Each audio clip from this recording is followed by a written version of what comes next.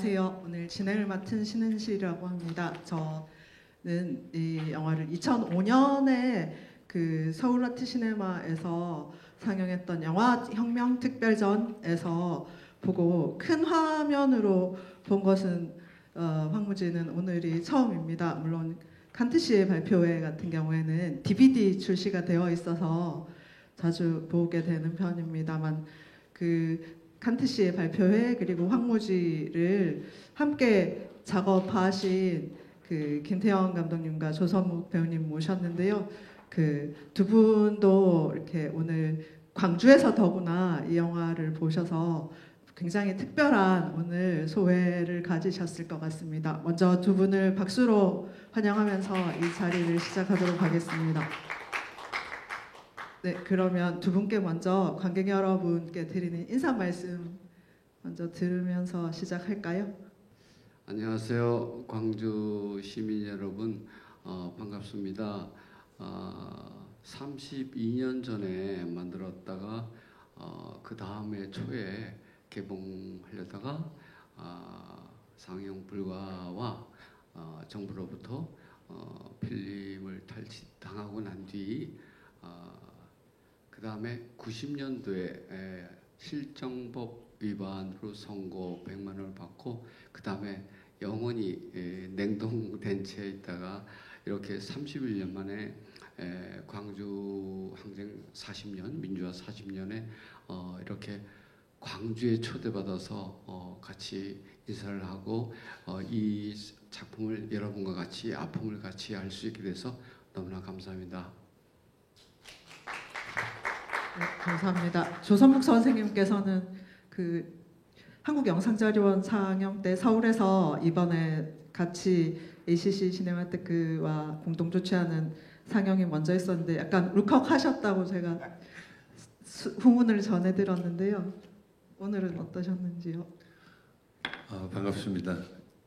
정말 우리 김태형 감독님하고 저하고 청춘 20대 때 제가 이제 28 두 편을 연속 이렇게 광주 민주화 운동 영화를 찍었었는데 이렇게 광주에서 아주 되게 감회가 새롭습니다. 이렇게 김태형 감독도 그렇고 저도 이렇게 백발이 되고 김태형 감독님은 또 이렇게 또 뭐 그 뒤에 뭐 다큐멘터리 영화 제작하면서 많은 사연을 겪으셔가지고 또 몸도 불편하시고 저는 이렇게 흰머리가 난 이렇게 백발의 노인으로 나타났네요. 두 편을 서울에서 목요일날 보고 다시 이 광주에서 이게 코로나 사태가 아니었다면 더 많은 분들하고 봤으면 저희 감독님하고 저는 이게 정말 20대 때 이렇게 뜨겁게 우리 청춘을 해서 만든 영화인데 이게 그동안 말씀대로 30년 동안 이렇게 냉동되어 있다가 다시 오늘 이 40주년을 기념으로 해서 오늘 광주에서 여러분하고 같이 보게 된 것을 정말 감격스럽습니다. 감사합니다. 네, 그 두 분께서 말씀해 주셨듯이 두 분의 인연이 굉장히 오랜 인연이고 또 그 조성묵 선생님 영화 속에 계속 나오시니까 그때 얼마나 젊은 청춘이었는지 또 이렇게 잘 이렇게 시각적으로 또 알 수가 있었는데요. 그 두 분이 처음에 그러면 어떻게 만나셔서 의기투합하셔서 함께 두 편 다 광주 항쟁에 대한 영화인데 굉장히 위험했던 시대에 작업을 함께 하실 수 있었는지 먼저 얘기를 좀 청해서 들어보고 싶습니다. 특히 칸트 씨 같은 경우에는 87년 이렇게 그 6월 항쟁 전후에 만들어진 영화라 그때까지 어쨌든 현직 대통령이 전두환이었고 굉장히 이런 영화를 제작하는 데는 큰 결심이 제작진에게 필요했을 것 같은데요. 두 분 어떻게 만나셨죠? 먼저 네, 그럼 감독님 먼저 말씀해 주시겠어요? 제가 인터뷰 기사를 좀 많이 했어요. 이번에 어떻게 40주년 되다 보니까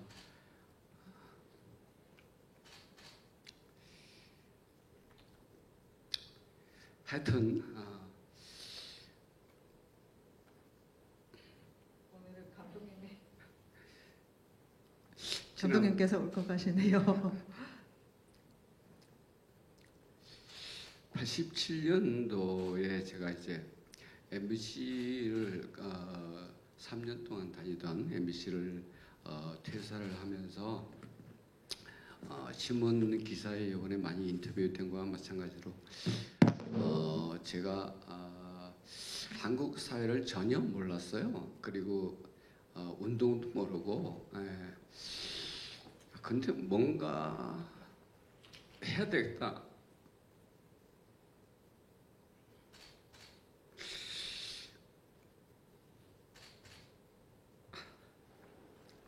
그때는 딱 그거 하나밖에 없었던 것 같아요.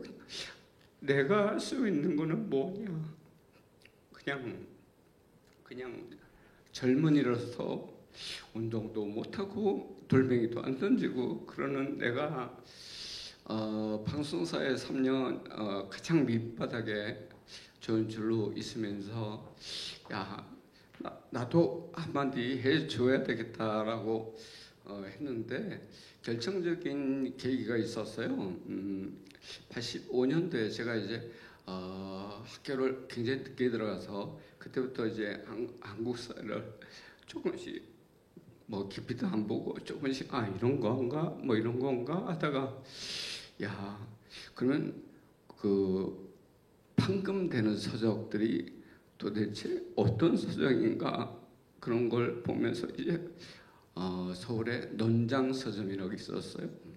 거기에 가면 이제 판금 서적을 몰래 복사를 해서 팔아줘요. 복사를 해서 그냥 파는 게 아니라 복사를 해서 저 뒤에서 갖다 주는데 그러면서 양성우 시인의 겨울공화국의 시기들은 여기 칸트 시에 굉장히 많이 인용이 됩니다. 그런 것도 있었고 그러면서 85년도에 광주 항쟁의 기록은 황석영님의 죽음을 넘어 시대의 어둠을 넘어를 판금서적에서 구해서 보게 됐어요. 야, 그래서 이거는 시민의 입장에서 썼는데 이게 사실인가 도대체 말이 안 된다. 이거는 어떻게 이게 그 시대도 80년도에 어떻게 대낮에 광주에서 이런 비극이 일어나고 지네들이 세금으로 국민을 위해 보호하라는 그런 군대를 미국의 묵시적 승인하에 이동시켜서 광주 시민을 그렇게 총칼로 살육을 하나 충격이 너무 컸어요. 너무 커서 이거는 나도 한 부분을 해야 되겠다. 그러면서 했는데 그 80년도 5월 30일 날 중요한 사건이 하나 있었어요. 서울에서 1980년도 5월 30일 날 서울의 기독교 회관에서 김의기 당시 서강대생인 김의기 님이 계엄군에 쫓겨서 죽게 돼요. 근데 그 과정이 김의기 님이 그 유인물을 동포에게 드리는 글이라는 그런 유인물을 등사하다가 기독교회관에서 계엄군이 이렇게 들어서 조사하다가 피하다가 이제 그 위에서 떨어져서 죽었는데 그때 그 유인물을 뿌린 이유가 언론, KBS나 이런 언론이 하나도 말을 안 했어요. 광주의 이 비극을 5월 10 며칠부터 27일 끝날 때까지 그래서 아무도 알지 못했어요. 완전히 KBS나 이런 다 모든 그래서 그 학생이 서강대생이 이거는 안 되겠다라고 해서 그런 유인물 뿌리다 등사하다가 죽었는데 거기로 인해서 조금씩 광주가 드러나게 됐고 그다음에 85년도에 죽음을 넘어 시대의 어둠을 넘어 보게 돼서 관찰노트라는 작품을 85년도에 만들었는데 짧은 거였어요. 22분 정도였는데 제가 실수로 프린시를 해서 그 다음에 한 2년 뒤에 그 죽음을 넘어 시대의 어둠을 넘어 하고 조금 이렇게 연관시켜서 좀 더 알 수 있는 시민군의 입장에서 의문사 당하는 그 부분을 피해자 입장에서 그려보자라고 했고 그 다음에 바로 베를린 영화제 초청을 제가 받아서 가게 됐는데 그 베를린 가서 이거가 처음 만든 영화가 일반인들의 반응이 좋아서 내가 이번에는 가해자인 공수부대 진압군은 과연 그 3천 몇백 명 중에 한 사람도 양심의 가책을 느끼는 사람이 없었을까? 왜 그럴까?라고 해서 가해자 입장인 공수부대가 양심 선언하는 것을 그리자라고 해서 88년도에 제작을 했는데 6월 항쟁부터 시작을 해서 노태우가 88년 3월 1일인가 취임을 다시 하고 그 다음에 6월 항쟁의 그 유화 분위기가 그의 말까지는 갔어요. 근데 89년 돼서 바뀌기 시작했어요. 강경 분위기로. 그러면서 다시 탄압이 됐는데 그래서 저는 다른 생각 아무것도 없었어요. 모르고 내가 젊은이로서 영화를 한다고 하는 사람으로서 내가 이 정말 타는 목마름 같은 이 갈증을 해야 되겠다. 시민들한테 조금이라도 다가가야 되겠다라고 해서 만들게 됐습니다. 네, 그러면 그 칸트 씨의 발표회에서는 피해자 역할을 맡으셔가지고 또 고문 당하는 씬까지 찍으시고 또 이제 가해자 공수부대 역할도 맡으셔야 했던 조선목 선생님도 촬영 과정에서 고생이 많으셨을 것 같은데 그 제가 듣기로는 이제 조선목 선생님 외에도 그 두 편을 또 같이 한 서갑숙 선생님이나 그 김영식 배우님이나 모두 그 김태형 감독님 방송국에 이제 일을 하실 때부터 인연이 좀 있으셨다라는 얘기를 제가 언제 들은 것 같은데 그때 이제 처음 작업하실 때의 얘기도 좀 해주셨으면 좋겠고요. 그래서 칸트 씨의 발표회에서는 그 여의도 광장이 중요한 그런 장소로 나온다고 제가 들었는데요. 말씀 또 청해서 듣겠습니다. 저도 오래간만에 칸트 씨도 진짜 서울에서는 칸트 씨를 못 봤어요. 황무지만 보고 이렇게 칸트 씨를 또 오래간만에 한 31년 만에 다시 우리 보면서 단편 영화지만 정말 저 87년도에 저 여의도에서 그때 그 군사 정권에서 저렇게 감독님이 새롭게 보였어요. 저는 그때 뭐 배우니까 그 당시에는 저는 막 신인 배우로서 학교 졸업하고 막 이제 충무로에서 영화 이거 조금씩 출연하고 막 이럴 때 이제 감독님께서 이제 이 좋은 취지로 이런 영화 우리도 한번 이 광주 문제를 우리가 한번 다뤄보자. 그 당시에는 저도 고민이 많이 있었죠. 근데도 불구하고 감독님의 열정과 나도 그때 26살이니까 그래 내가 나도 돌멩이를 안 다쳤지만 우리가 영화 배우로서 연기자로서 한번 이 문제를 우리 한번 다뤄보자 해가지고 참여하게 됐죠. 근데 지금 보니까 지나고 보니까 왜 감독님도 그렇고 저도 그렇고 저의 그 젊은 날의 모습을 보았을 때 이게 이렇게 다른 작품들은 솔직히 하면서 많은 빛을 봤어요. 아시다시피 여러 작품이 많이 있었어요. 광주 민주화 운동을 하면서 만든 작품들이 있었는데 유독 이상하게 감독님 작품이 특히 황무지는 그런 정말 그때 정말 사연이 많은 작품인데 그냥 필름을 뺏기는 바람에 그래서 더 그냥 감독님하고 저하고 더 짠한 것 같아요.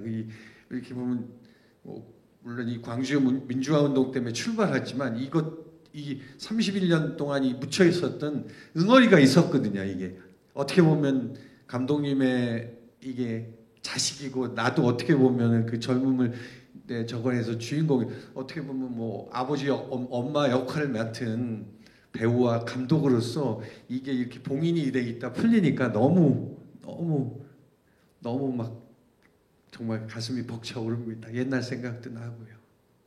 필름을 압수당한 것에 대해서 조선복 선생님께서 간단하게 말씀을 해주셨는데 사실은 이 작품이 이렇게 문학에서는 죽음을 넘어 시대의 어둠을 넘어 같은 기록 문학 그러한 이제 이렇게 문헌들이 먼저 나왔지만 영화로는 사실은 광주를 정면으로 다룬 극영화가 거의 칸트 씨의 발표회가 제가 본 것으로는 거의 처음이었던 것으로 알고 맞습니다. 있고 공식적으로 맞습니다. 황무지 이후에야 이를테면 그 다음 해에 마찬가지로 미국의 역할까지를 다루는 옥금의 나라가 나오게 되어서 영화사적으로도 굉장히 중요한 두 편의 작품인데 이제 필름을 뺏겨서 관객 여러분과 제대로 만날 기회가 없었다라는 얘기를 간단히 해주셨는데요. 제가 알기로는 필름을 뺏기는 과정이 국가 정부 당시에 이제 공안 정국의 정부와 그리고 또 당시에 또 어용과 같았던 광주시의 관계자 그리고 이 영화를 제작했던 우진필름이 이렇게 얽혀 있었다라고 언뜻 알고 있는데 필름을 빼앗기었던 상황과 과정에 대해서도 좀 말씀을 더 해주실 수 있을까요? 검열의 직결되는 문제이기도 해서 중요한 증언일 것 같습니다. 검열부터 얘기를 할게요. 저희가 칸트도 그렇고 황무지도 그렇고 둘 다 검열을 안 받아도 되는 16mm입니다. 그 당시에 상업영화는 35mm가 상업영화의 법률로 적용이 됩니다. 근데 16mm니까 우리는 자유롭게 심의 안 받고 상영할 수 있다라는 주장으로 제작을 했고 그 다음에 이제 저희가 제작을 하던 때에 비슷하게 옥금의 나라가 거의 비슷하게 제작이 맞췄는 것 같은데 둘 다 배경이 기지촌과 미국이에요. 미국이 5월 7일 날 미국의 비밀 전문이 체로키 팀이라는 비밀 광주에 이 군대 승인 한 팀이 체로키 팀이라고 해요. 그래서 저는 이 광주의 문제는 전두환이부터 정리를 해야 되지만 두 번째 문제는 공수부대원의 양심선언이 꼭 있어야 된다. 3천 몇백 명 중에. 그리고 세 번째는 결코 안 할 거지만 결코 미국이 지금이라도 늦지 않았으니까 꼭 사과를 해야 된다라고 생각을 해서 그 당시에 미국의 한국 군대의 승인을 묵시적으로 승인을 해서 이 비극을 일으켜줬던 장본인이기 때문에 그 미군 기지를 다 했고 음악이 조금 굉장히 중요하게 나와요. 체로키 피플, 체로키 트라이브 뭐 이런 곡들은 체로키 팀을 빗대어서 확장을 해서 좀 이해하시라는 뜻에서 인디안 레저베이션을 넣고 콩기스타도르는 정복자라는 그런 거였고 헬로 아이 러브 유 같은 그런 곡들 모든 곡들이 영화의 배경과 그 다음에 미국의 상징적인 의미로 미국이 해결을 해야 된다라는 뜻에서 그렇게 제작을 했는데 말씀드린 이제 원점으로 들어가서 저희한테 이제 조금 소문이 나다 보니까 저희 보고 상영을 못한다. 상영을 못한다. 상영하지 마라. 그랬는데 저희는 강행을 했어요. 왜 우리는 법 적용받을 필요 없는데 그래서 강행을 한 한 게 우리가 광주부터였나? 그지? 광주였던 것 같아요. 광주 상영에서 먼저 압수를 예, 당했다라는 기록이 뭐 한겨레 신문 맞습니다, 등등에서 맞습니다. 예. 있습니다. 광주에서 16mm 필름으로 첫 상영을 하려고 조그만 스튜디오에 소극장에 내려와서 있는데 이제 상영할 때 이제 저희 투자사가 있었어요. 제가 투자한 게 있었고 그건 제가 말씀드리겠습니다. 제가 이제 그 당시에 이제 신인 배우로서 우진필름이라는 데서 이제 정진우 감독님이 저도 얼마 전에 인터뷰 기사를 그 아픔이 있어서 저는 안 여쭤봤는데 이제 기자분이 가서 인터뷰를 해서 저도 처음 알았습니다. 그랬더니 제가 그 87년 대학 별곡이 이제 우진필름에서 제가 신인 배우일 때 출연을 했었거든요. 그러니까 제가 그때 뭐 한 25, 6이니까 되게 또 이렇게 뭐 지금하고 틀립니다. 그때는 이렇게 해가지고 좀 이렇게 귀엽고 이렇게 저거 인사성도 바르고 해가지고 그 당시 이게 제작비가 그 당시는 꽤 들어가는 작품이었어요. 이게 뭐 학생들처럼 이렇게 어설프게 하지 말자. 이왕 만드는 게 우리가 다 전공자들이 이런 영화를 만드니까 나름대로 감독님도 이제 MBC에서 이따 나오셨고 그러니까 우리가 기본적으로 세팅을 영화로서 영화라는 어떤 프로파간다도 중요하지만 영화적인 의미도 중요하지만 이게 영화적인 완성도가 높아야 되겠다고 해서 제작비를 조금 준비하는데 과정이 힘들었었는데 그 당시에 이제 우진필름에서 제가 그래서 정진우 감독님한테 그 좀 투자해달라 이렇게 학생들이 이렇게 광주 얘기는 안 했죠. 그래서 이런 영화를 만든다고 했을 때 그냥 흔쾌히 뭐 이렇게 광주 이런 얘기인 줄 모르고 이제 돈을 주신 거죠. 그런데 나중에 인터뷰를 보니까 보안사에서 정진우 감독님을 불러들였더라고요. 그래가지고 그 당시에 보암사라는 데는 뭐 엄청난 적인데 그 당시 이제 우진필름이라는 정진우 감독님 그 회사는 나름대로 큰 영화사였거든요. 그러니까 이 정진우 감독님이 큰 충격을 받아가지고 브레이브라고 보안사 해가지고 이 필름을 보안사 직원들하고 회사 직원들하고 와서 광주로 와가지고 이렇게 탈취를 한 것 같더라고요. 탈취는 처음에는 필름에 아세톤을 뿌렸는데 다행히 아세톤이라는 게 필름이 닿으면 녹아요. 다행히 필름에 안 튀고 안 뺏기고 그분은 제작실장님하고 몇몇 분들이 돌아갔어요.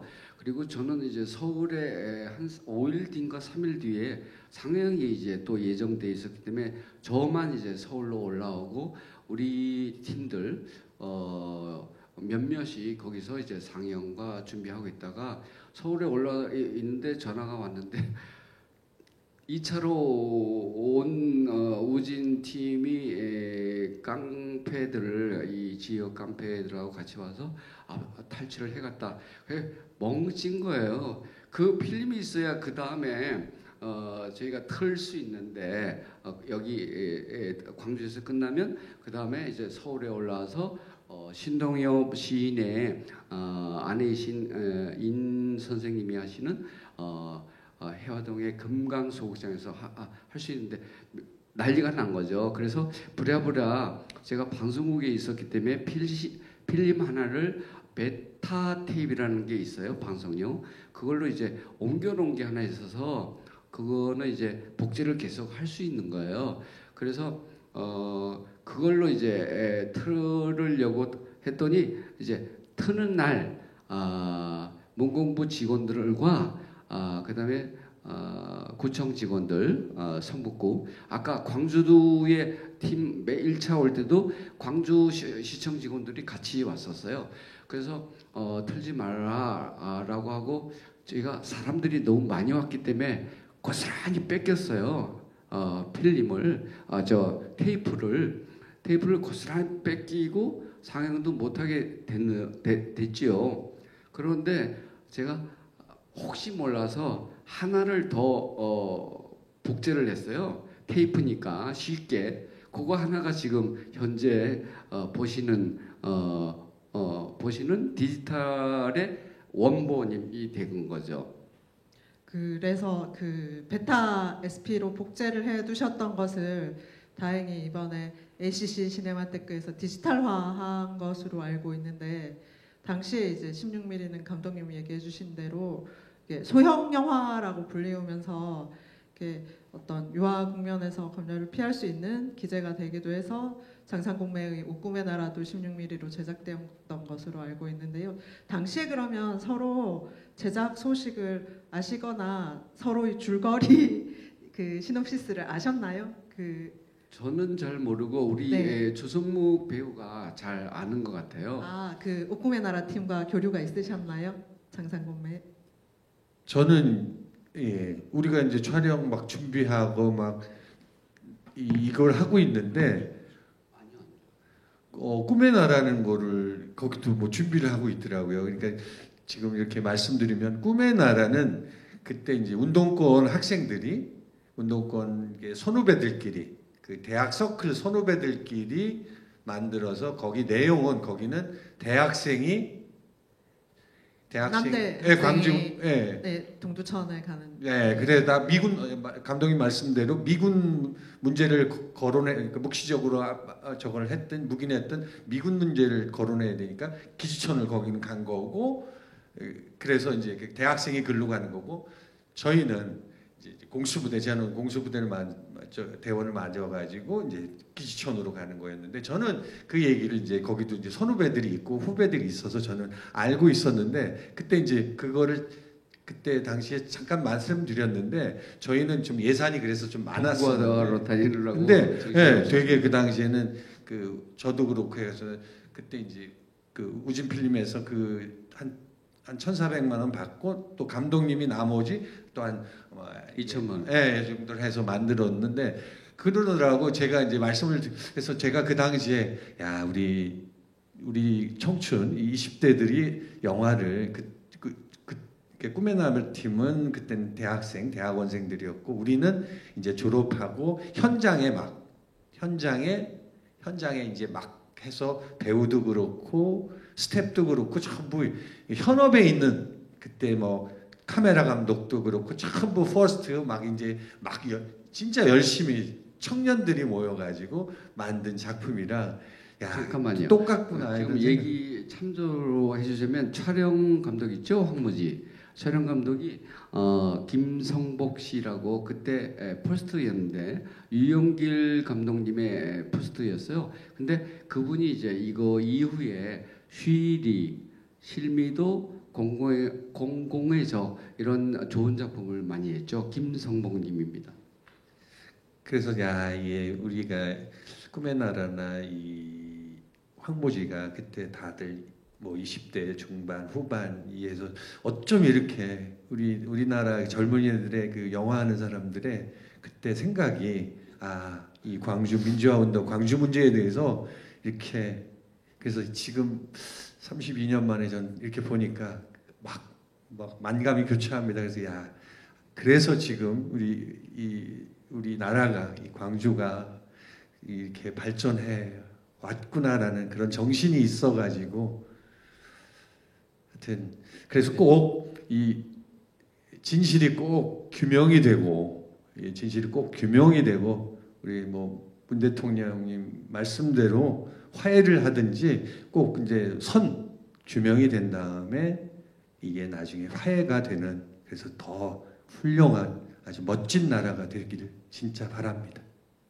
네, 말씀해주신 바대로 그렇다라면 두 팀이 우연의 일치로 어떤 광주 항쟁의 근원을 이렇게 파헤쳐 갔는데 서로 교감하면서 만난 결과가 88년, 89년에 연이어 나왔던 이 영화들이고, 지금 이 영화들의 존재가 계속 새롭게 생산되고 있는 가짜뉴스나 역사를 왜곡하거나 망각하려는 잘못된 움직임들을 여전히 이제 방어할 수 있는 우리의 이렇게 소중한 유산으로 이렇게 남아 있는 것 같습니다. 그리고 사실 그 옥꿈의 나라를 만들었던 장상공매 팀은 그때는 대학생들이나 그러셨지만 나중에는 이제 장윤현 감독님, 장동훈 감독님 같이 또 충무로로 가신 감독님들을 많이 배출한 영화 창작 제작 집단이긴 한데요. 확실히 배우들과 스텝의 경우에는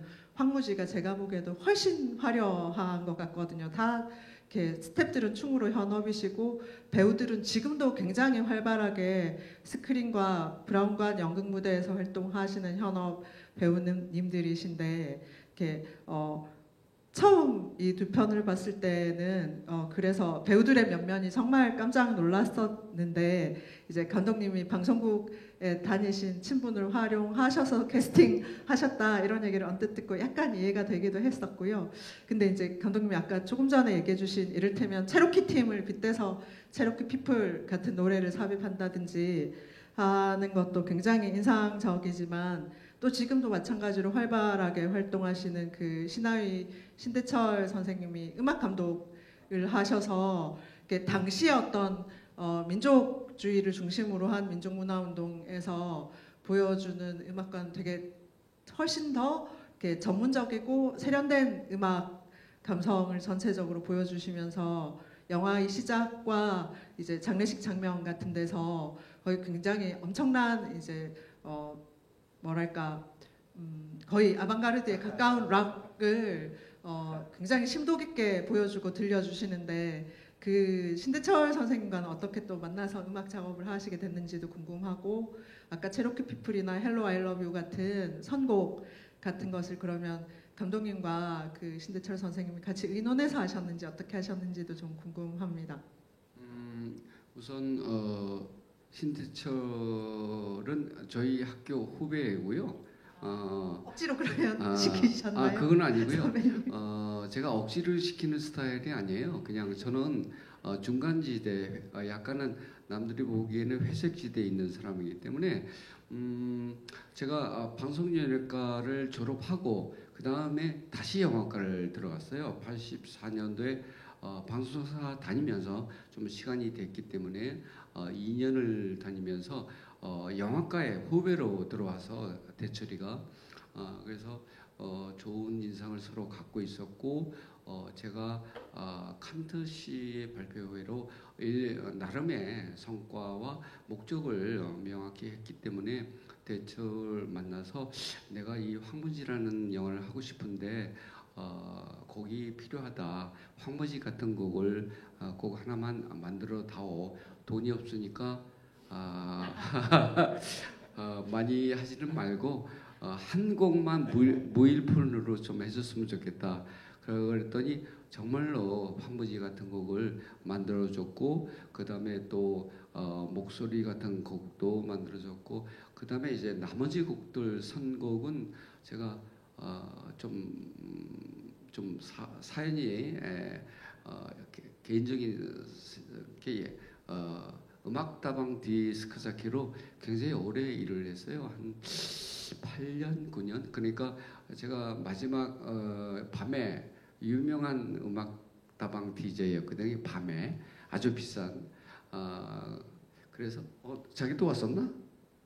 옛날에 명동의 도시음악다방 플러스 숙대앞에 라이프다방 뭐 이런 DJ를 오래 하면서 조그마한 곡을 좀 좋아하는 곡들이 이 미국의 군대의 백 음악으로 꼭 써야 되겠다라고 해서 인디안 레저베이션, 인디안 보구역, 체로키 피플 나오는 가사죠.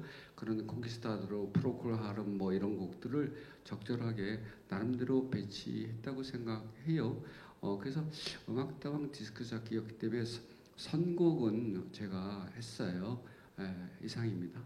근데 진짜 저 서울에서 이 황무지 주제곡 듣는데 저는 이제 다 까먹고 있었죠. 이제 대철이의 그 당시에 젊은 목소리를 저는 영화도 보면 이게 대철이의 그 황무지 주제곡이 이렇게 하는데 전 까먹고 있었어요. 정말 까마득히 까먹고 있었는데 그 노래 들으니까 막 감정이 그냥 대철이의 그 젊었을 때 그 칼칼한 목소리가 나오는데 너무 좋더라고요. 그냥 그래도 오늘 또 다시 그 진짜 그 장례식 저 장면은 정말 명장면 같.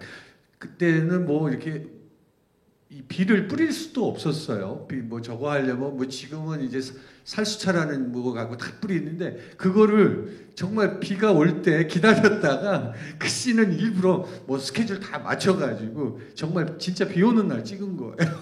배우들이 엄청 고생을 했죠. 비 오는 날 그 상복 입고 찍어야 했는데 11월 하순이었거든요. 그리고 저 위쪽 의정부였지. 거기였기 때문에 외경 실버타운은 군산 옥구에서 찍었지만 모든 것은 동두천과 의정부에서 찍었기 때문에 그러하고 그 황무지의 마지막 장면 망월동 씬이 조금 중요한 것 같은데. 네, 안 그래도 딱 그 질문 드리려고 했는데요. 너무 스태프들과 배우들이 고생하셨을 것이 뻔하고 제가 알기로는 그 조선목 선생님께서 몸에 불을 당기는 장면을 찍으시는 게 90년대 초반에 그 박광수 감독님이 아름다운 청년 전태일 찍을 때 처음으로 해외 특수기술팀을 초청해서 그것을 안전하게 할 수 있었다고 하고 그 전에는 이를테면 뭐 오늘도 이중인화 장면도 있는 것 같기는 한데 분명히 몸에 불을 붙이신 장면이 있는 것 같아서 상징적으로도 이렇게 해석으로도 이 영화에서 굉장히 중요한 장면이 마지막 망월동 장면인 것 같은데 실질적으로도 굉장히 위험하고 고생하셨을 것 같아요. 그 마지막 장면에 대해서 조성국 선생님 이렇게 고발하실 거 있으면 제가 그때 해주시죠.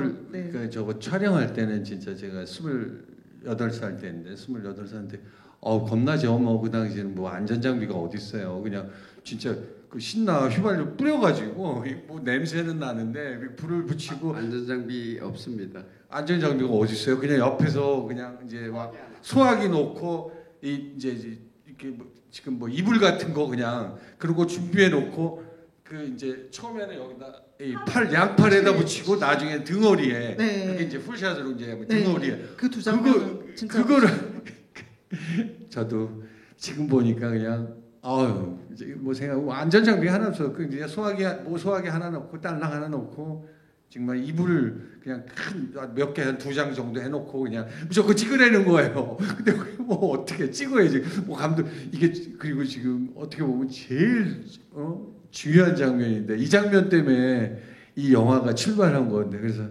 에라 모르겠다 그냥 뭐 어떻게 될 대로 되나 대신 이제 그 옆에다 신신당부를 했죠. 뭐 스태프들 뭐 전 스태프이 그냥 그 카트 뭘 하면은 이제 이거는 뭐 2번 찍을 수 있는 게 아니니까 2번 찍을 수가 없으니까 그냥 뭐 정말 동료들이 다 긴장하고 있다가 그냥 끝나면 그냥 저를 그냥 와서 덮어가지고 딱 끄고 그랬죠. 정말 무식하게 찍은 거죠. 그러면 어쨌든 다행히 한 테이크만에 2컷 다 성공하신 거네요. 제가 부연 설명을 좀 해드릴게요. 그 시는 이제 그렇게 몇 카트가 필요하지 않습니까? 근데 아는 장면도 있어서. 영화 장비들이 16mm라도 커요. 영화 장비는 방송 장비하고 좀 다르게. 그러니까 이동 이렇게 앞 카트, 뒷 카트, 옆 카트 저 밑에서 풀샷에서 이 카트를 다 찍으려면 굉장히 시간이 많이 걸리는데 그 짧은 불 타는 시간에 찍어야 되다 보니까 정말로 하나님이 도와주셨고요. 저는 위험한 거는 알았어요. 근데 그보다 더 위험한 거는 저희가 이거 촬영 마지막 날에 이걸 배정했거든요. 혹시 잡혀갈까봐. 망월동에서 사찰할 수도 있고 하는 거죠. 망월동 묘지에 가서 군복 입은 병사가 뭐 유인을 뿌리고 거기에 불 타오고 뭐 100% 잡혀가는 거였는데 저희가 하루를 배정해서 올라가는데 형사하는 개미 새끼 한 마리도 없었어요. 정말로 하나님이 도와주신 거죠. 그래서 저희는 아주 편안하게 망월동 묘지를 찍었어요. 너무나 위험한 시즌인데 잡혀가는 것 때문에 또 공수부대원이 양심 선언을 해. 그러면 저희 아마 잡혀갔으면 둘 다 죽었을 거예요 아마. 제가 그런 부분이 있고 또 하나 이제 칸트 시에 넘어가면 요거는 비하인드 중에 이제 여의도에서 병사들이 제식 훈련하는 게 있어요. 진짜 병사들이거든요. 그 당시에는 10월 1일 국군의 날에 행사를 아주 크게 했어요. 그 국군의 날 훈련을 여의도에서 해요. 병사들이 제시 훈련을 눈여겨봤다가 요거 백으로 엑스트라식으로 지프 차하고 병사들하고 다 맞춰서 찍어야 되겠다라고 생각하고 그 바로 뒤에 옆에는 KBS가 있어요. KBS 로고가. 그래서 여기서 한 번에 가장 중요한 씬 중에 하나를 처리하게 되겠다라고 해서 찍기 시작했는데 그때가 9월 달이었던 것 같아요. 훈련 한 초반, 중반, 9월 초였던 것 같은데 당연히 오죠. 왜냐하면 촬영 장비가 있으니까 배우고 있고 오는데 제가 신분증을 MBC 신분증을 반납을 안 했어요 그때. 이거 찍고 나서 버리려고 반납을 안 하고 저 드라마 찍고 있습니다 여기 그 신분증이 명확한 신분증이니까 그래서 그냥 그러세요 그럼 뭐 쉽게 병사들을 엑스트라로 돈 한 푼도 안 줘가면서 잘 찍고 돌아서서 이제 KBS 로고 옆에 공정성 보도위원 여러분께 공정성 보도위원은 언론입니다. 언론이 KBS가 우리나라 국가기관 방송이니까 큰 책임이 있고요. 첫 번째 MBC 다 이런 데가 책임이 있죠. 근데 그 다음 대사가 저 잡혀가면 뭐 완성 못하고 잡혀가면 안 되니까 그래도 머리를 써서 쿠테타님께라고 하면 그건 아무래도 금방 걸릴 것 같더라고요. 그래서 쿠테타님을 투테타님께 뭐 이렇게 약간 그 연극하듯이 그런 신들이 몇 개 있어요. 뭐 예를 들어서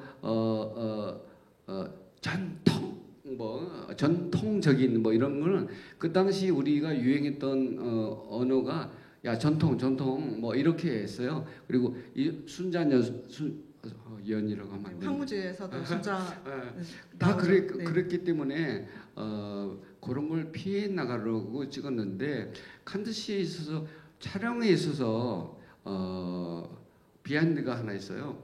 그 고문신 얘기했는데 그걸 제가 그 완신 왕카트였어요. 첫 카트는 다리가 발 묶여서 꼭대기 있는데 카메라가 꼭대기 위에 묶인 발서부터 쭉 내려면 어떤 사람이 줄에 매달려 있는데 저 푸주간의 고기처럼 빙빙빙 돌아요.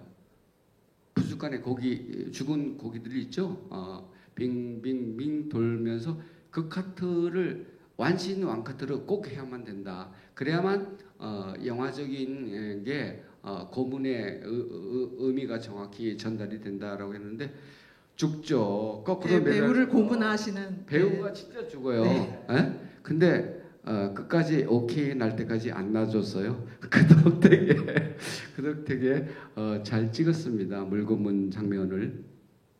그렇게 고문을 하시고 이렇게 또 그 여의도 광장에서 사실은 그때 이미 보안사 수사를 받으실 수도 있었는데 잘 넘어가고 무사히 영화가 끝나고 특히나 황무지의 마지막 장면에 그 불을 붙이는 장면을 무사히 찍으신 것은 단순히 행운이 아니라 제 생각에는 이렇게 붙잡히지 않으신 것도 다행이지만 이렇게 안전상 무사히 끝나셔서 지금도 두 분이 이제 웃고 함께 우리에게 이 영화 얘기를 들려주시는 것 자체가 저는 그날 망월동 영령들이 이렇게 보살펴 주신 것이 아닌가 맞다. 그런 생각이 듭니다. 그렇지 않고서는 맞습니다. 정말 무모한 그런 촬영이 이렇게 지금까지 어쨌든 남아서 무사히 두 분이 활동하시고 우리에게 이렇게 전달되기 힘들었을 거라는 생각이 듭니다. 동의합니다. 네. 전적으로 저 그 생각 못했습니다. 네. 맞습니다. 네. 그리고 여기 31년 동안에 처음 초청받아서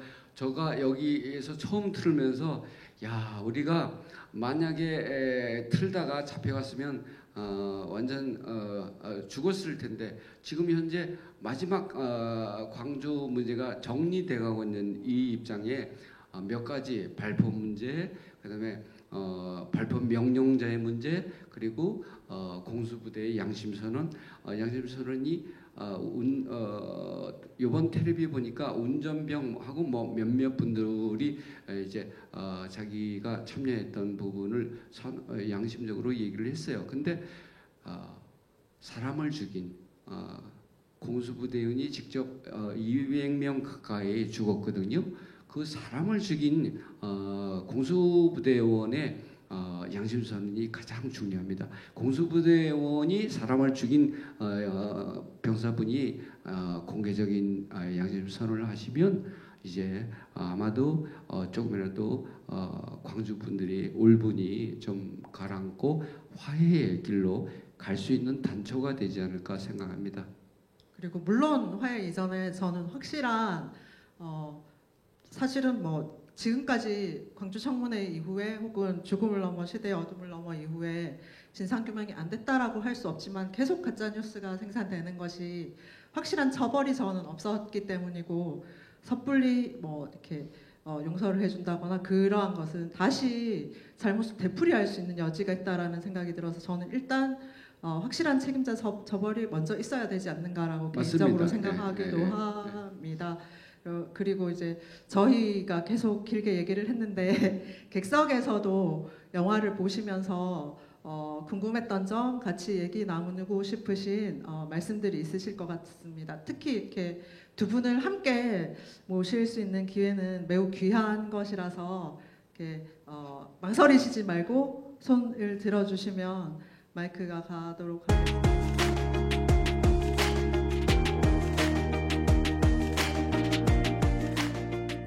네, 감사하고요. 아까 말씀하셨던 것처럼 처벌이 먼저입니다.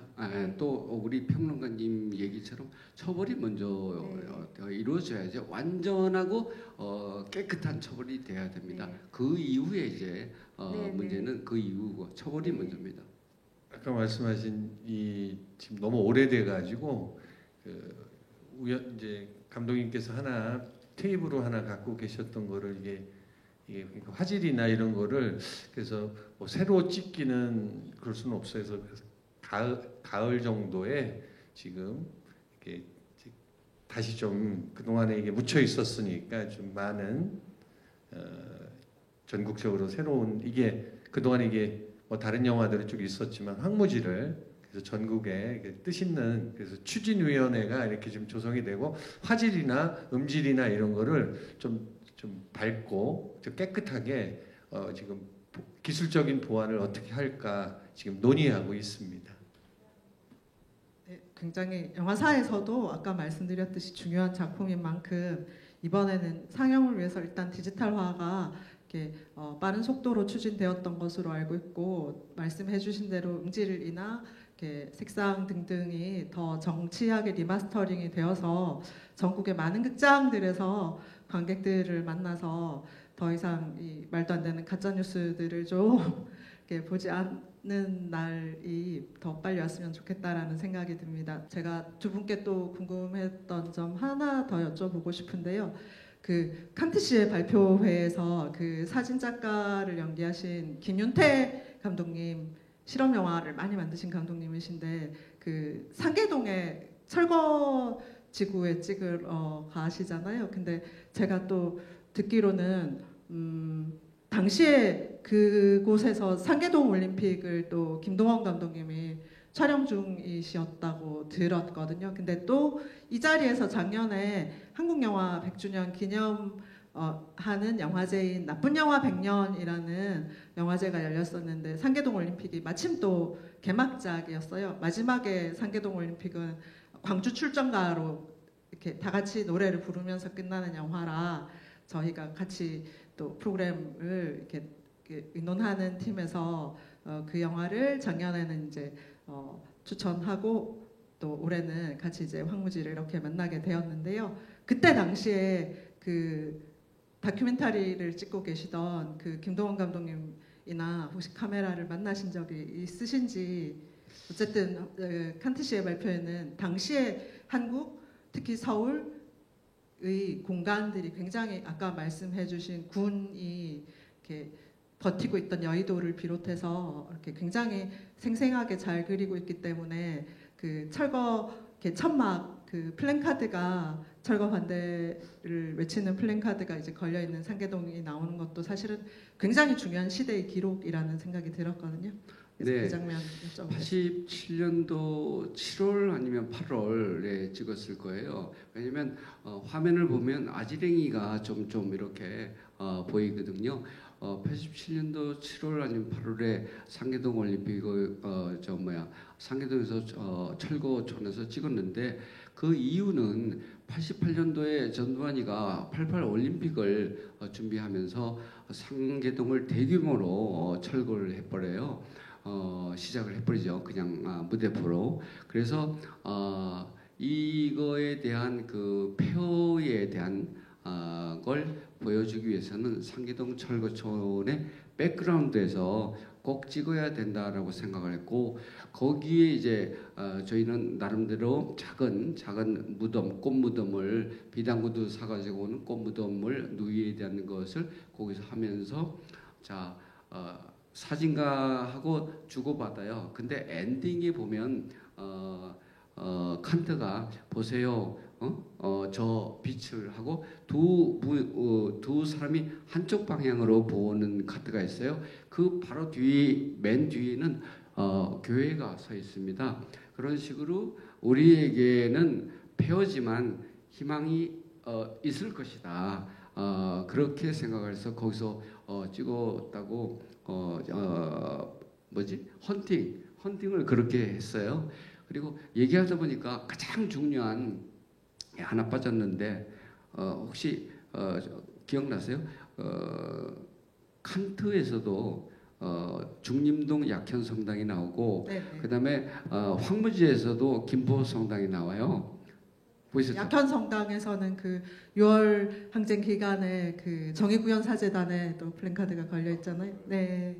그걸 이제 박정철 고문치사 사건을 천주교 정의구현 사재단이 이제 발표를 하는데 약현성당에 이제 전경들이 드나드는 사람을 이렇게 검색을 해요 항상. 그래서 거기에서 저희가 찍으면서 우리나라 좋은 나라 뭐 재밌는 나라 이런 식을 찍으면서 천주교의 약현성당의 허락을 얻어서 거기서 아주 중요한 박정철 고문치사 사건과 마지막으로 의문사가 돼서 저수지에서 비닐에 쌓인 채로 떠오르는 그 장면으로 끝나는데 요번에 사실 느꼈어요. 황무지의 김포성당은 당연히 알았죠. 저희가 전무송 선생님을 특별 출연시켜서 마지막 고해로 가기 전에 자기가 죄인이고 죽였다 명령에 따랐다. 그런데 신부님 양심에 따르십시오.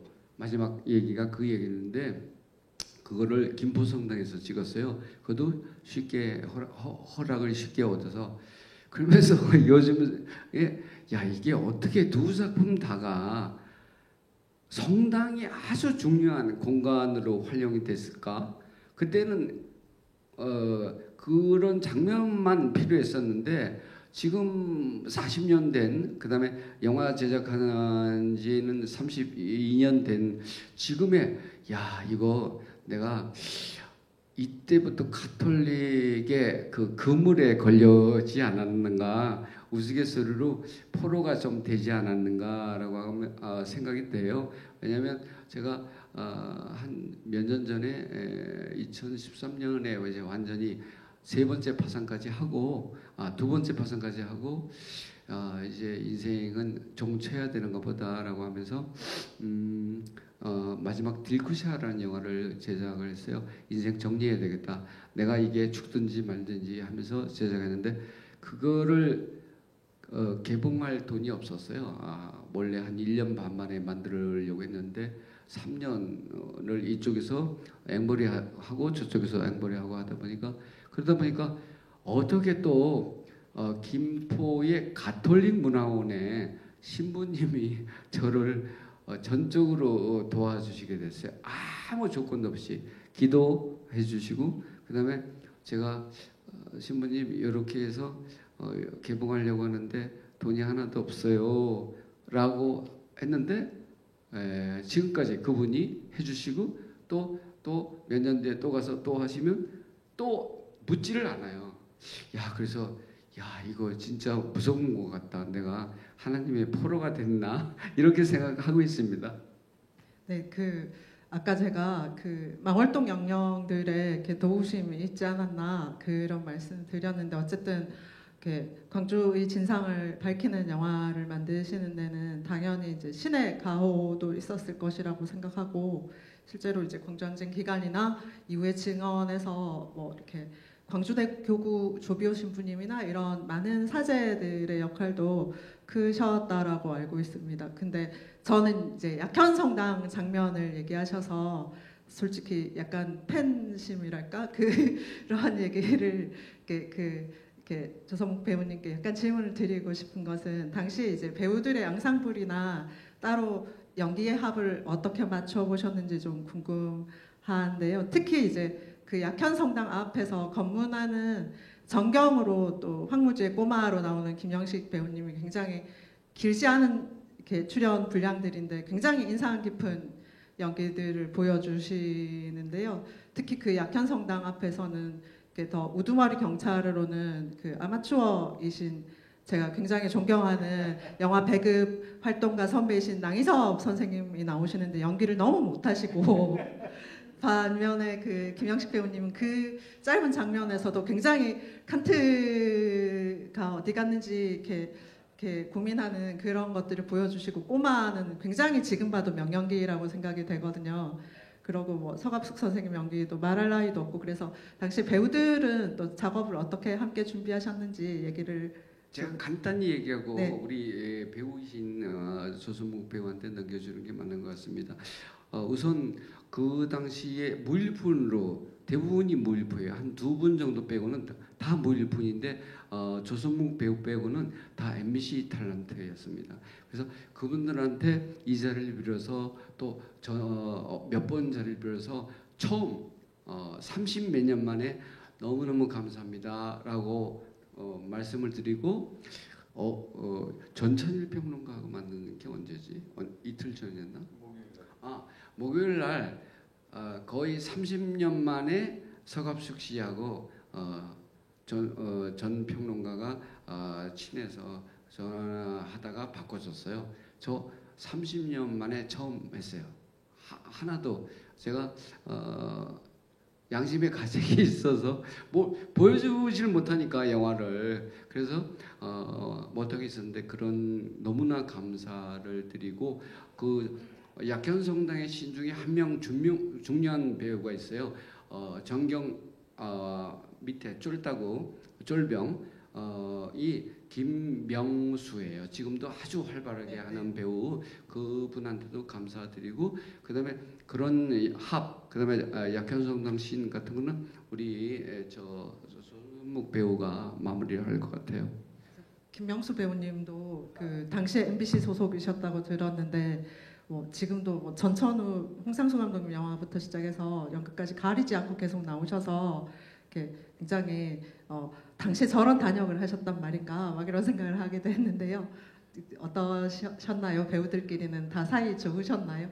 그 당시 이제 학생이었을 거예요. 명수는 그때 영화과 들어온 학생 20살이나 21살 됐을 거예요.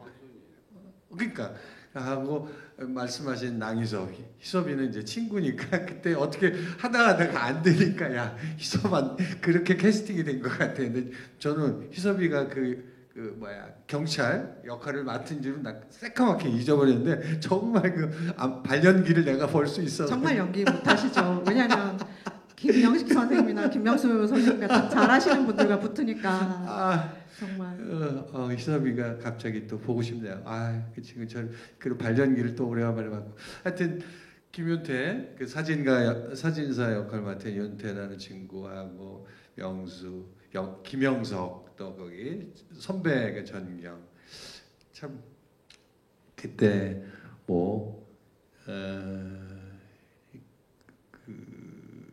다들 막 힘이 막 어떻게 연기에 대한 욕구와 그 저는 뭐 직업이 그때 연기자를 하겠다는 생각으로 했으니까 뭐 감독님이야 이런 광주에 대한 어떤 뭐 이런 철학과 막 그랬었지만 우리는 또 연기자가 얼굴에 연기를 잘해야 되니까 그 정신은 감독님이 하시고 우리는 연기자로서 이제 연기를 잘해야 되니까 명수 영석이 나 윤태 이런 친구들이 막 같이 막 합을 맞추고 연습하고 막 뭐 하던 생각이 막 다시 막 떠올라서 너무 하여튼 기분이 좋습니다. 제가 너무 무거운 얘기만 한 것 같아서 제가 조금 장난꾸러기 해요. 칸트에도 남자의 누드를 보여드렸고 그 다음에 황무지에도 김영석의 꼬마 역의 김영석 지금도 MBC 탤런트로 아주 잘하고 있습니다. 김영석을 누드를 보여줬어요. 묘하게 그렇게 되더라고요. 껍데기를 벗기려다 보니까 그런 것 같아요. 우스갯소리로 해봤습니다. 네, 그뿐만 아니라 사실은 이렇게 여성 배우들의 면면도 굉장히 화려한데 저희 세대들에게는 이 황무지의 조연 배우셨던 뭐 한영숙 선생님이나 이경아 씨 같은 경우에도 굉장히 활발하게 활동하셨기 때문에 명연기자들로 굉장히 이렇게 존재가 각인되어 있는 배우들인데 오늘 또 이렇게 뵈서 굉장히 반갑고 좋았고 심지어 또 방은희 씨 같은 경우에는 가장 어린 그 여성 스텝 바이 25시 여성 스텝으로 나오잖아요. 지금도 또 활발하게 활동하고 계신데 아주 젊은 모습으로 그래서 굉장히 반가웠고요. 제가 중요한 배역이 한 명을 빼먹었습니다. 그 황무지에 하모니카 부는 미친 사내가 있어요. 그 사내의 백스토리는 베트남 전쟁에 갔다가 PTSD 외상 스트레스로 미쳐서 하모니카로 성조가도 부르고 맹호가도 부르면서 역을 하게 되는데 미쳐서 그 동천이나 그 미군 기지를 계속 돌면서 하모니카 부르면서 욕을 해야 되는 거죠. 욕이라는 건 이런 똑같은 욕이죠. 박정희 나오라고 그래? 너니 안 무섭다고? 영장인이는 어디 갔어? 이 작것을 그냥 이런 것을 그 사내의 입을 통해서 그 사내의 액션을 통해서 그 사내의 묻혀 있는 스토리를 통해서 미국이 그다음에 전두환이가 정말 큰 죄를 지었다 사죄해야 됩니다. 그러면 그 하모니카 남자와 같이 나오는 치마 저고리를 입은 여성의 존재에 대해서도 혹시 말씀해 주실 수 있을까요? 네, 제가 칸트 씨는 노이가 지금 잡혀가서 그냥 설정을 그렇게 했어요. 좀 더 강하게 설정하려고 시민군으로 남매가 같이 들어갔다가 노이는 젖가슴 잘려서 죽게 되고 누이의 무덤을 다 자기가 뿌리게 되고 그러면서 누이로 그렇게 했는데 행불자 중에 이 5.18 행불자 중에 여성분들도 많이 있어요. 많이 있습니다. 남성분들도 많지만 행불자분이 많아서 행불자는 행방불명자의 약자인데 그래서 미친 사내에 빗대어서 미친 젊은 소녀 세대가 좀 크게 변하지 않았지만 80년도 11월이라고 배경을 딱 묶고 갔으니까 80년 11월에 미친 사내 사내와 미친 여성 누이로 거기다 설정을 해놓은 거죠. 그거는 저가 생각하는 미친 사내 미친 누이들은 우리 주변에 많이 있다라고 생각합니다. 그래서 그렇게 캐릭터를 설정했습니다. 네, 최근에는 그 광주항쟁 기간에 여성 투쟁 주체들에 대한 영화나 증언들도 굉장히 많이 나오고 있죠. 그래서 뭐 얼마 전에 SBS에서도 그녀들의 이름은 이라는 다큐멘터리가 소개되었다고 알고 있고 이번 프로그램에는 포함되어 있지 않지만 그 신의 광주라는 온라인 영화제에서 외롭고 높고 쓸쓸한이라는 다큐멘터리가 지금 상영되고 있는 걸로 알고 있는데요. 그 차명숙 선생님이나 여러 그 광주항쟁 기간에 직접 참여하셨던 여성들이 주인공인 다큐멘터리로 알고 있습니다. 그래서 앞으로도 또 광주에 대한 그런 새로운 조명을 하는 영화들이 많이 나왔으면 좋겠다라는 생각이 들고요.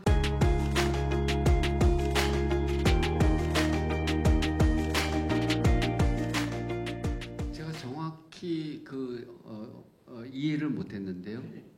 네거티브든 포지티브든 혹시 일부라도 필름 릴이라든지 네, 남아 있는 맞습니다. 곳이 전혀 없을까요? 없습니다. 우진 필름 뭐 이렇게 수장고라든지 전혀 없을까요?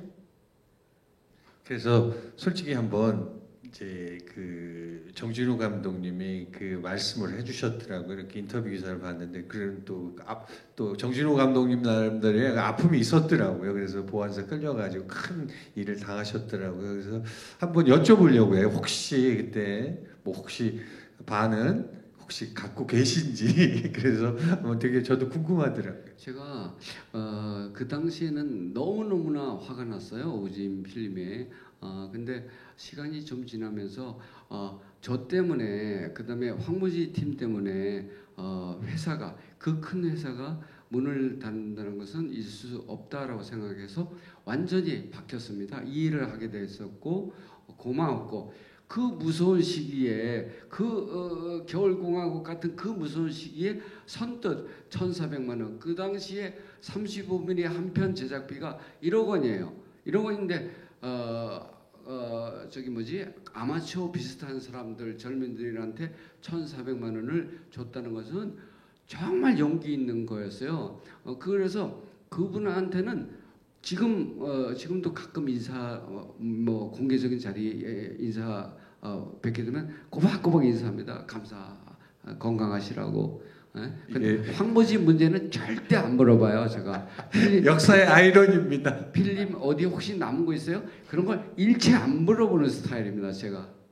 네, 정진우 감독님은 여러분도 아시고 계시겠지만 그 임권택 감독님과 같이 정창화 감독님 문화에서 영화를 시작하신 한국 영화사에 또 역시나 아주 중요하신 원로 감독님이시고 과거에 또 시네하우스 같은 극장도 운영하신 바가 있기 때문에 혹시나 필름을 갖고 계실 수도 있다는 생각이 들고 과거에 또 그런 저희가 모르고 있던 고초를 겪으셨다고 하니 지금까지는 얘기할 수 없었던 세월이라고 하지만 이제는 다른 진상 규명처럼 최근에 80년대, 90년대 초반까지 공윤에서 잘났던 검열 때문에 잘났던 필름 같은 경우에도 한국영상자료원 국가기관인 한국영상자료원의 보존을 이제는 하라고 필름을 찾아서 기증을 했다라는 얘기를 제가 들은 바가 있습니다. 그래서 혹시나 정진우 감독님과도 이제는 이제 그 얘기를 하시고 혹시 필름이 남아 있는지 이렇게 찾으셔서 이렇게 복원과 새로운 프린트에 더 힘을 보탤 수 있는 어떤 그런 계기가 마련되면 좋지 않을까 생각합니다. 질문에 덧붙여서 저희가 갑자기 이제 생각을 우리 앞에 지금 찍고 있는 PD가 있는데 PD가 한 1년 반 전부터 감독님 황무지를 찾아라라는 다큐멘터리를 꼭 찍어야 됩니다.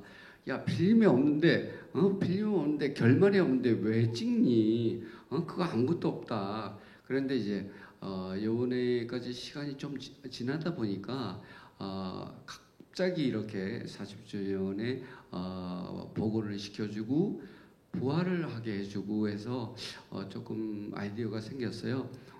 타이틀은 황무지를 찾아라입니다. 그런데 두 가지로 생각을 했어요. 그 황무지를 찾아라의 그 개념을 그걸 빠르면 연말 늦으면 내년 5.18 때 좀 이렇게 하려고 하는데 하나는 진짜 필름을 찾아가는 그 과정 이런 행사 포함해서 그 다음에 두 번째는 황무지의 주인공 김의기 씨처럼 공수부대원이 마지막 한 명의 병사라도 공개 선언을 양심적으로 하시는 양심 선언을 하시는 그분이 나올 때까지 그 두 가지로 버전을 잡고 지금 스타트를 하려고 해요. 그리고 아까 얘기했다시피 앞으로는 이게 좀 막바로 디지털을 후배들이 돈이 없으니까 후배들이 해줬는데 공짜로 제가 이제 몇 번을 걸쳐서 이렇게 보다 보니까 이게 부끄럽구나. 내가 그 상황적으로 만들었지만 어찌됐든 이 영화적인 완성도가 너무 부족한 점이 많은 것 같아서 아까 첫 번째 오디오 문제, 두 번째는 이제 구성의 문제가 조금 이렇게 손을 보려고 해요. 손을 봐서 조금 컴팩트하게 결말을 쫓아갈 수 있는 그래서 그거가 만약에 이루어진다면 돈이 하나도 없으니까 모르겠어요. 클라우드 펀드를 해야 될지 어떤 건지 모르겠지만 그렇게 돼서 이 작품의 또 운명이 황문지를 찾아라 운명이 여기까지 도와주셨으니까 잘 됐고 그 다음 운명 에필로그판 정도로 생각하는데 가장 중요한 병사의 양심 선언이 한 사람에도 나타난다면 성공하리라고 생각해요. 그리고 거기에 필름 문제는 아마도 조금 비관적으로 생각하고 있어요. 근데도 필름까지 포함해서 가려고 해요. 네, 그러면 황무지를 찾아라를 기대해 보도록 하고요. 그러면 이제 또 마지막으로 정리하면서 못다 하신 관객들에게 하고 싶으신 말씀을 인사 말씀 포함해서 조선목 선생님부터 좀 듣도록 하겠습니다. 그리고 작년에 뭐 지정생존자나 또 여러 좋은 작품에서 배웠었는데 혹시 지금 또 새로운 작품 관객들이 만나기를 기다릴 수 있는 신작 계획이 있으시면 또 소개해 주시면 또 좋겠습니다. 하여튼 이 칸트시 발표회와 이 황무지를 이 31년 만에 이렇게 봉인된 거에서 공식적으로 초청해 주셔가지고 그러니까 공식적으로는 처음으로 이렇게 30년 만에 초청해 주셔가지고 우리 김태형 감독님하고 배우 제가 주연 되게 조선무기 정말 배우는 그래요. 이게 감독도 그렇고 이게 자식인데 그렇다고 이게 만들어놨는데 뭐 이거 구구절절이 뭐 배우들이나 스태프들한테 설명을 할 수가 없었어요. 뭐 그렇다고 또 알다시피 김태형 감독님이 또 이렇게 몸도 불편하고 한 상태에서 했는데 이렇게 이번에 40주년을 맞이해서 공식적으로 이렇게 정부에서 이런 초청해서 두 작품을 이렇게 해주신 거에 대해서 진짜 배우로서 진짜 진심으로 감사드리고 꼭 아까 말씀드렸던 대로 진실이 꼭 규명이 되고 처벌이 확실히 된 다음에 마지막으로 화해가 되는 화합의 장이 꼭 마련이 되길 바라겠습니다. 감사합니다. 우선 너무나 광주 시민과 이 아픔을 같이 하는 분들에게 너무나 감사를 드리고 이렇게 냉동된 황무지를 부활시켜 준 것은 그분들의 도움이 보이지 않게 있어서 된 것 같고 내일 아침에 32년 만에 마을동 묘지 촬영한 장소를 가서 저희는 배우하고 같이 가서 모두 다 앞으로 잘 되시라고 묵념하고 기도하고 올 생각이에요. 그러면서 제가 지금 준비하고 있는 작품이 광화문이에요. 영화가 그 작품이 이제 어떤 방식으로 또 나올지 모르지만 준비가 잘 되고 있어서 한 3년 6개월째 준비하고 있는데 올해 만약에 투자가 마무리되면 한 2년 이내에 광화문으로 촛불혁명 플러스 태극기 플러스죠. 그런 걸로 만날 것 같고요. 저는 사실 황무지 때문에 알거지가 됐어요. 알거지가 돼서 친구 조진 감독이라는 친구가 있는데 그 친구네 집에 1년 6개월 동안 숙식을 다 하기로 했어요. 그러면서 우리 시대의 명인이라는 다큐를 알바로 하면서 PD를 하면서 그 다음에 그걸 이제 어느 정도 하고 나서 돈을 조금 모아서 베트남 전쟁을 봐야 된다. 우리나라가 이런 분단이 된 우리나라가 이런데 베트남이란 나라도 유사한 형태를 겪어왔는데 통일이 되었다라고 해서 베트남 전쟁 3부작을 KBS에 92년도, 93년도에 내보냈어요. 그리고 마지막으로 94년도에 쿠바를 또 다뤘어요. 쿠바 3부작을 하면서 카리브해 고도 쿠바라고 해서 90분 3부작으로 KBS를 내보냈고 베트남 쿠바를 하면서 제가 나름대로 보겐잡 장군이나 모든 그 분들 똑같이 보죠. 한쪽은 라시몽처럼 한쪽은 자기 입장에서 얘기하고 한쪽은 자기 입장에서 얘기하고 하는 그런 작품을 하면서 야 한국이란 나라가 이제는 더 이상 문제가 이제 좀 끝냈으면 좋겠다라는 생각을 많이 갖고 있고요. 지난해에는 제가 방송 다큐멘터리 회사에서는 좀 유명한 회사를 이끌고 있어요.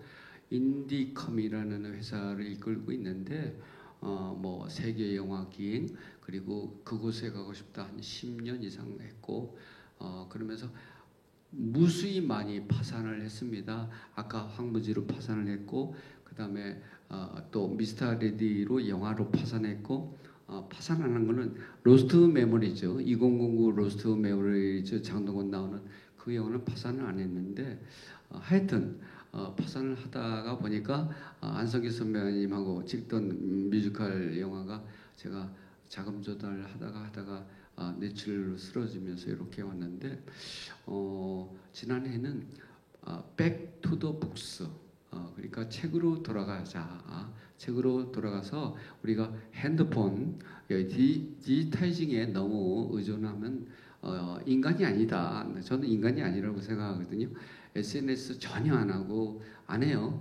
카톡은 이건 누가 이 공짜 해외 전화가 된다라고 해서 배워서 하는데 안 합니다. 그러면서 이게 문제가 심각하다. 우리 밑에 세대들 고등학교, 대학교 이런 세대들이 백투더 북스를 JTBC에 지난해 10월부터 11월 초까지 장동건의 백투더 북스 4부작을 방송했고요.